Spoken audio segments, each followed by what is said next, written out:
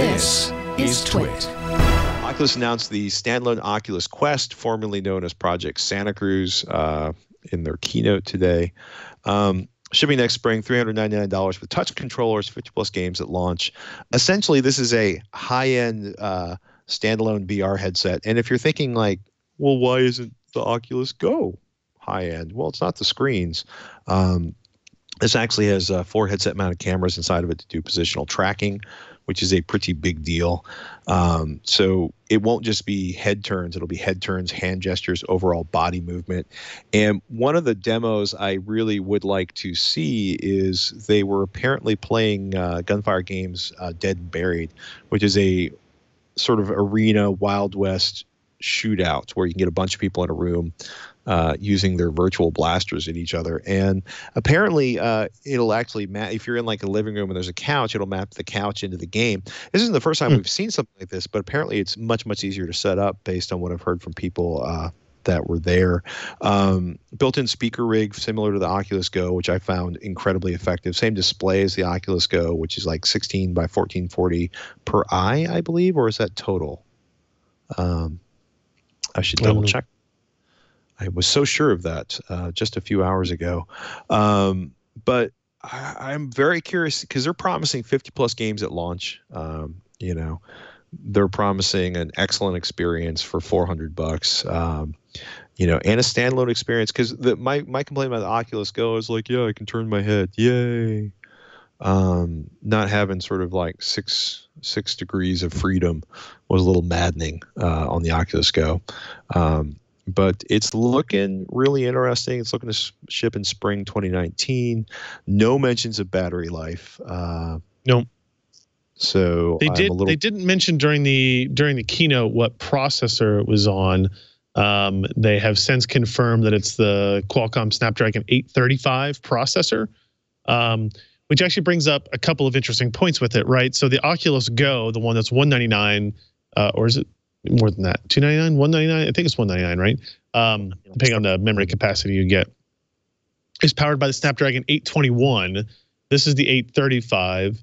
There are phones shipping today that use the 845. Right.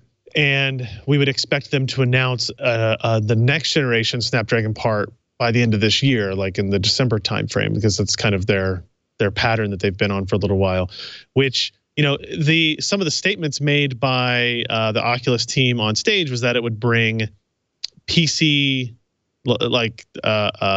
PC level VR experiences, right? Right. Which I'm a little concerned that they're maybe setting the bar too high. I think it's a 6 degrees of freedom device, which means, you know, you're untethered, so it's going to be a better experience in that way than it would be with a Rift or a Vive, because that's 6 DoF as well, meaning you can walk, move, turn side, whatever. But you don't have you have a cable attached to you in those instances. But in terms of just like raw compute power, you know, the 835 is a very reasonable SoC. It's got a lot of graphics performance, but it's not up to a desktop PC. So it'll come down to a lot of what the developers, how they target this device, how they build their games and their applications and whatever experiences they are going to create for the Quest.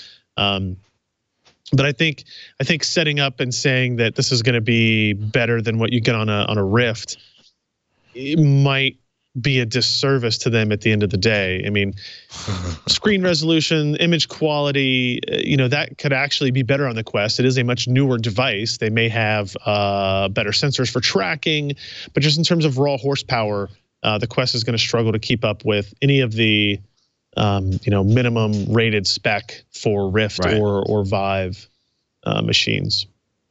But for $400, you know, you don't have to buy a PC, right? So there's obviously a trade-off. Yeah. And I just wonder if they have overpromised to some degree than what they'll be able to deliver on. Although I am very excited to try this any VR Star Wars experience I'm down for. So what is it? Vader's Quest, Vader's something. Right. It's funny. I seem to be finding different quotes on the resolution of these. on the different articles I look at. So interesting. Yeah, interesting is a gracious word for it.